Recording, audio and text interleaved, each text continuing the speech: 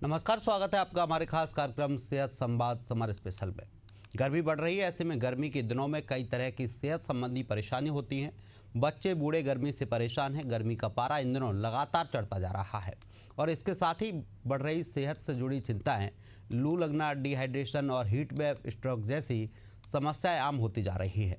ऐसे में सेहत संवाद में डॉक्टर हमारे साथ जुड़ेंगे और जानेंगे उनसे कि गर्मी में बीमारियों से कैसे बचें। तो चलिए शुरू करते हैं हमारा ये खास कार्यक्रम।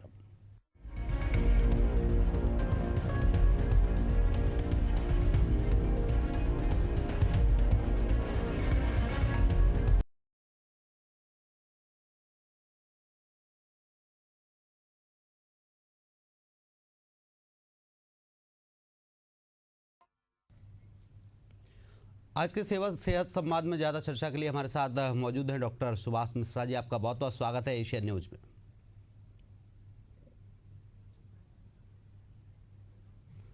डॉक्टर साहब, मेरी आवाज़ आप तक पहुंच रही है? जी हाँ। डॉक्टर साहब, आपका बहुत बहुत स्वागत है एशियन न्यूज में। जी धन्यवाद धन्यवाद। डॉक्टर साहब, जिस तरीके से देखा जाए गर्मी लगातार बढ़ती जा रही है, टेम्परेचर लगातार बढ़ रहा है, गर्मी में लोग परेशान हैं। इस दौरान गर्मी से बचने के लिए लोगों को किन किन चीज़ों का ध्यान रखना चाहिए? हमें पहला तो गर्मी से बचना है, उसके लिए कुछ चीजों सावधानी की जरूरत है। एक तो ये कि धूप में है ना, आप अगर बहुत ना निकलें, सुबह शाम अपना जो जरूरी काम होता है उसको जब तापमान कम रहता है उसमें कर लें। ऐसे एक्सरसाइज के लिए भी लागू होता है। और ऐसे ही धूप से बचाव के लिए हमें ऐसे वस्त्र पहनना चाहिए जो ढीले हों, सूती हों और जिससे हवा शरीर में लगती हो। साथ में आंखों को भी ढक के रखना चाहिए, सिर को भी ढकना चाहिए। जहां से भी इवेपोरेशन यानी हवा के माध्यम से पानी उड़ सकता है शरीर का, वो ऐसी चीजें हमको बचाना चाहिए। इसके अलावा जैसे धूप में जाना ही है तो छाता लेके जाएं और साथ में स्वास्थ्य का ध्यान रखें।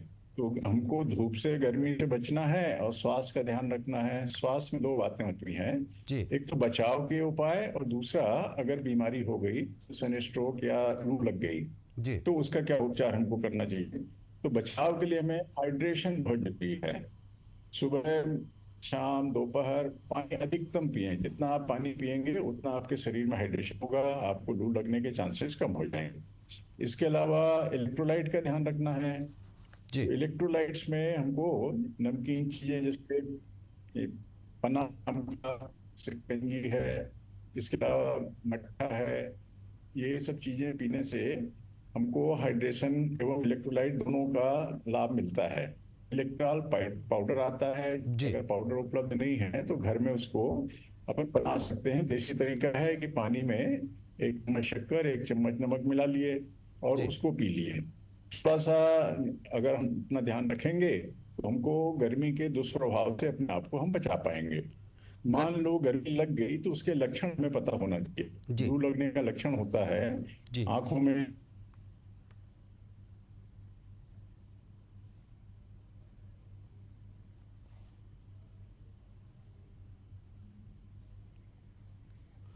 लगता है संपर्क टूट गया है। आपको बता दें गर्मी से कैसे बचा जाए, इसको लेकर सब ने हमें जानकारी दी। दिन में बार बार पानी पिए, भले ही प्यास ना लगी हो तब भी थोड़ा बहुत पानी पीता रहें। इसके साथ ही पानी के साथ इलेक्ट्रोलाइट्स या ग्लूकोज भी ले सकते हैं। शराब और कैफीन वाले पेय से बचें क्योंकि ये शरीर को डिहाइड्रेट कर सकते हैं। बाहर का या बासी खाना खाने से बचें। गर्मियों में फूड पॉइजनिंग और पेट्स की समस्या ज़्यादा होती है। घर का ताज़ा और हल्का भोजन करें। फलों और सब्जियों को अच्छे से धोकर ही खाएं। दिन में 1 या 2 बार ठंडे पानी से स्नान करें। टैल्कम पाउडर या नीम बेस्ड पाउडर का इस्तेमाल कर सकते हैं। हमारे साथ डॉक्टर सुभाष मिश्रा जी जुड़े हुए हैं फिर से। डॉक्टर साहब, हीट स्ट्रोक की खबरें बहुत ज़्यादा आती हैं गर्मी में। जैसे ही गर्मियों को सीजन शुरू होता है, हीट स्ट्रोक, ये हीट स्ट्रोक क्या है और इससे कैसे बचें? हीट स्ट्रोक या लू लगने को अपन ऐसे पहचानते हैं कि शरीर का तापमान बढ़ जाता है, सोने से बहुत गर्मी लगती है, आंखों में जलन होती है। इसके अलावा आदमी का जो याददाश्त कमजोर हो जाती है, चिड़चिड़ापन आ जाता है, झुंझलाहट आ जाती है और कभी कभी बेहोश भी हो जाते हैं। तो ऐसे ये लू लगने के लक्षण है। इसके अलावा हाथ पैर में दर्द होना, क्रैम्प्स आना, ये भी उसके लक्षण है।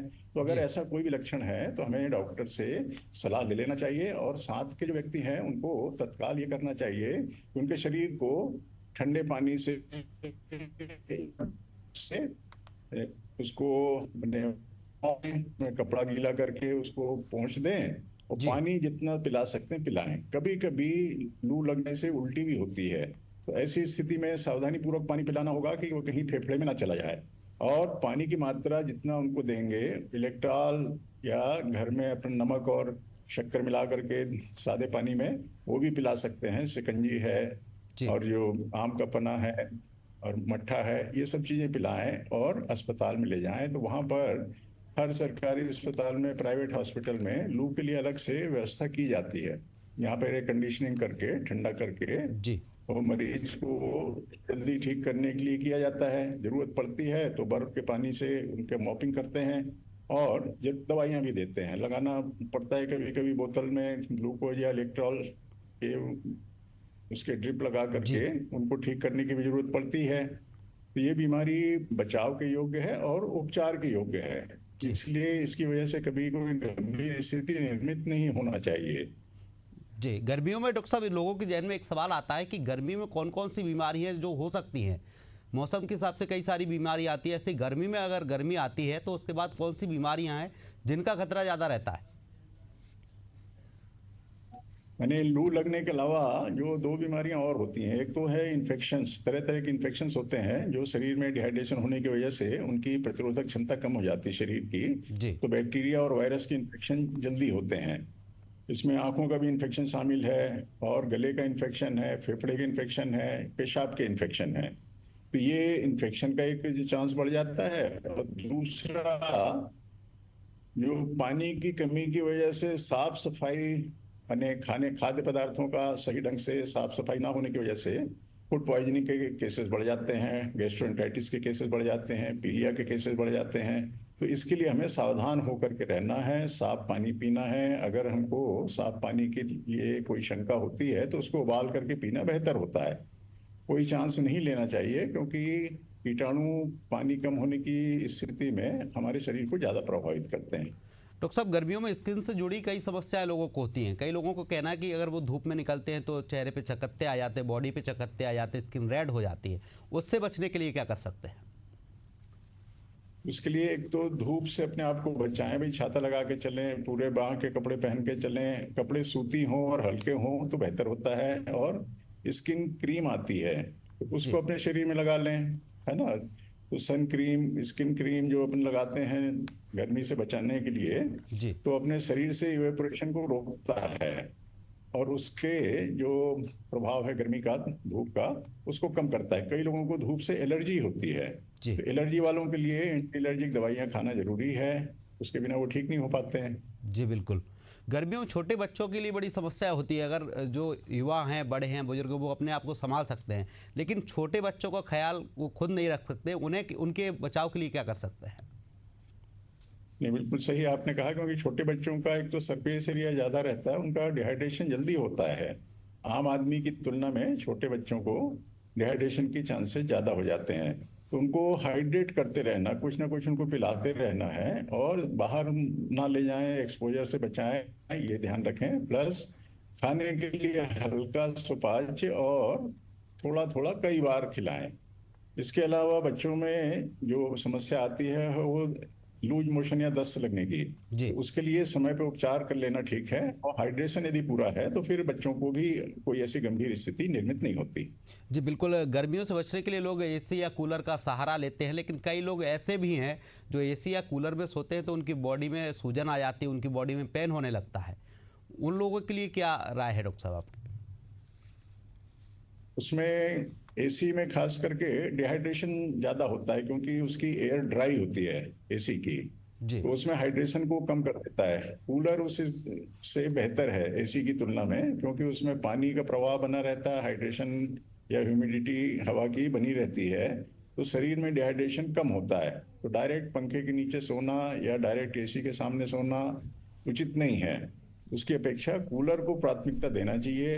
और यदि दरवाजा खिड़की खोल के अगर ठंडी हवा आ रही है या हवा आ रही है रात के समय, खास करके जब अपन सो रहे हैं, तो हवादार स्थान में सोएं तो बेहतर है। कई लोग ऐसे भी हैं डॉक्टर साहब जो गर्मियों के समय में उनकी मांसपेशियों में ऐंठन होती है, उन्हें कई दिक्कतें और भी होती है। इससे बचने के लिए उन्हें क्या करना चाहिए? यानी एक तो कई लोगों को जो बीमारियां पहले से हैं, जी। तो उनको रेगुलर ट्रीटमेंट बहुत जरूरी है। वो मैंने दवाइयों की मात्रा और उसको चेक करने की, जैसे ब्लड प्रेशर है, शुगर की बीमारी है, थायराइड की बीमारी है, ये सब प्रभावित हो सकती हैं अगर हम समय पे दवाई ना लें। अगर हम समय पे दवाई लेते हैं तो सभी बीमारियां कंट्रोल के लायक हैं, और हम बीमारी को भले ही ना रोक पाए लेकिन उसके कॉम्प्लिकेशन को तो रोक ही सकते हैं। तो कॉम्प्लिकेशन को रोकने के लिए उसका नियमित उपचार जरूरी है। जो भी बीमारी से आप पीड़ित हैं, शरीर में तरह तरह की बीमारियां कुछ नई पुरानी सब होती हैं, किंतु उस जी। समय पे उपचार करने से अपन उसको ठीक कर सकते हैं। जी बिल्कुल। इसमें कैफीन एक्चुअली नहीं लेना चाहिए। कैफीन शरीर को गर्मी में नुकसान करता है ना। और जो अल्कोहल है वो भी शरीर को नुकसान करता है गर्मी का स्थिति में, कि ये खून की नलियों को फैलाता है, जो कि उचित नहीं है। हमको कैफीन युक्त पदार्थ की जगह कोई जी। दूसरा पदार्थ ले सकते हैं। कई लोगों को शहद और गर्म पानी भी पीने से चाय का आनंद आ जाता है, या जो उनकी आदत है उसको थोड़ा परिवर्तन करने की जरूरत है गर्मी भर। तो अगर कुनकुने पानी या गर्म पानी में थोड़ा शहद डाल के पी लें तो भी अच्छा है। इसके चाय के अल्टरनेटिव भी हैं, कुछ हर्बल चाय भी आती हैं, वो पी जी। लें, लेकिन कैफीन युक्त पदार्थ नहीं लेना चाहिए। अगर हम सावधानी से रहेंगे तो जी। गर्मी में कोई हमको बीमार करेगी ऐसा जरूरी नहीं है। हम कई आराम से लोग इसको विकल्प चाहते हैं सह डॉक्टर साहब, सकते हैं। जैसे उन्होंने सोचा है कि अगर चाय ना पिए, चाय के बदले कोई और पेयजल ले सकते हैं, वो विकल्प के रूप में काम करे उनके लिए। जिस तरीके से चाय काम करती है उसी तरीके से वो पेयजल उनके लिए विकल्प बने। ये जो तरह तरह के चाय उपलब्ध हैं, जी। मैंने सामान्य जो दूध वाली चाय पीते हैं अपन, उसकी जगह हर्बल चाय है और कई मसाला चाय है जो कई कंपनी बनाती हैं। मैं स्वयं भी कभी कभी इस्तेमाल करता हूँ उनको। जी। तो वो अपना स्वादिष्ट है और अपन उसको चाय के बदले सब्स्टिट्यूट के रूप में ले सकते हैं। डॉक्टर साहब, गर्मियों में लोगों को लगता है कि क्या खाएं क्या नहीं खाएं। कई लोग सोचते हैं अगर सब्जियों में कौन सी सब्जी खा सकते हैं, फलों में कौन से फल ले सकते हैं, कौन से जूसेस हैं जो हम पी सकते हैं। इसमें सभी प्रकार के फल Powered by सकती है। हाँ, साफ सफाई के साथ होना, हाइजीनिक खाना अगर हम खाते हैं, अच्छा खाना सुपाच्य हो, हल्का हो। जी। अगर ज्यादा हेवी फूड अपन लेते हैं, खाना खाते हैं, तो हमारे शरीर सर्कुलेशन है वो पाचन क्रिया में ज्यादा लग जाता है, तो त्वचा को वो संभाल नहीं पाता। उस समय जो ठंडा करने की प्रक्रिया रहती है ब्लड सर्कुलेशन से, वो इससे प्रभावित हो जाती है। इसलिए सलाह दी जाती है कि हल्का और सुपाच्य भोजन करें। खाने पीने में कोई भी फल सब्जी खा लें, रस भी आप कोई भी ले सकते हैं। और ये जो ऐसे पदार्थ हैं जो डेयरी प्रोडक्ट्स माने जाते हैं, उसमें से छाछ और मट्ठा ये बहुत अच्छा माना जाता है, क्योंकि ये हाइड्रेशन अच्छा करता है और इलेक्ट्रोलाइट्स को भी बैलेंस करके रखता है। डॉक्टर साहब, कई लोगों को गर्मी आते ही घमौरियाँ निकलने लगती हैं, उनका गला सूखने लगता है। इन्हें ये चीज़ें किस वजह से होती है और इनसे बचने के लिए क्या कर सकते हैं?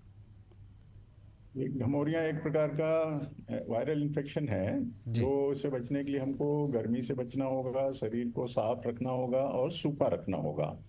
उसमें पाउडर लगाना अच्छा रहता है। कई विशेष प्रकार के पाउडर भी आते हैं, तो कोई भी पाउडर लगाएं। शरीर में अगर ये दाने आ रहे हैं, अगर आप उसको साफ सुथरा रख के सूखा रखेंगे तो ये दाने ठीक हो सकते हैं। जी डॉक्टर साहब, गर्मियों में पुरुष की अपेक्षा महिलाओं को ज़्यादा परेशानियों का सामना करना पड़ता है। महिलाएं, युवतियाँ बहुत परेशान रहती हैं गर्मियों में। उन्हें कौन कौन सी दिक्कतें होती हैं गर्मियों में, उनसे बचने के लिए वो क्या कर सकती हैं? महिलाओं में गर्मी के कारण दो प्रकार के प्रभाव देखे गए हैं। एक तो पानी पीने में बहुत ध्यान नहीं दे पाती अपने काम की वजह से। जो घरेलू महिला है, खास करके उन लोगों को काम में इतनी व्यस्तता रहती है कि वो पानी कम पीती हैं। और दूसरा, उन लोगों को यूरिनरी इन्फेक्शन के चांसेस बढ़ जाते हैं, क्योंकि अगर पानी नहीं पीते हैं तो यूरिन आउटपुट कम हो जाता है। यूरिन आउटपुट कम होगा तो उससे उसमें यूरिन का इन्फेक्शन बढ़ते हैं। तो ये दोनों चीज़ों का उनको ध्यान रखना चाहिए। और गर्मी की वजह से हार्मोनल प्रॉब्लम्स भी उनको बढ़ती हैं, तो उसको बैलेंस करके चलना होगा। कई लोगों को ये देखा गया है कि व्यायाम अगर नहीं करते तो थायराइड की प्रॉब्लम बढ़ जाती है। व्यायाम करने के लिए जब ठंडा हो तभी करिए। एक्सेसिव एक्सरसाइज या ज़्यादा मेहनत का काम हमको दोपहर में या गर्म उसमें नहीं करना चाहिए। चलते चलते एक आखिरी सवाल और आपसे लेते हैं डॉक्टर साहब। जिस तरीके से देखा जाए, आपने सनस्क्रीन की बात कही, तो कई लोग पूछना चाहते हैं कि सनस्क्रीन कितने बार यूज कर सकते हैं, कि जितनी बार घर से बाहर जाएं उतनी बार सनस्क्रीन लगा सकते हैं? हाँ, सनस्क्रीन का प्रभाव जो रहता है वो डिपेंड करता है कि एक्सपोजर कितना आपका हुआ है। अगर बहुत गर्मी में है, आप निकले हैं, पसीने से सनस्क्रीन आपका बह गया, तो आपको फिर दोबारा लगाने की जरूरत पड़ेगी। वो एक लेयर बनाता है जो इवेपोरेशन को कम करता है और तेज गर्मी को सहने की चमड़ी में क्षमता पैदा करता है। तो जरूरत पड़े 2-3 बार भी लगा सकते हैं। जी बिल्कुल। तमाम चर्चा के लिए डॉक्टर साहब आपका बहुत बहुत शुक्रिया, आप हमारे साथ जुड़े और अपना कीमती समय हमें दिया।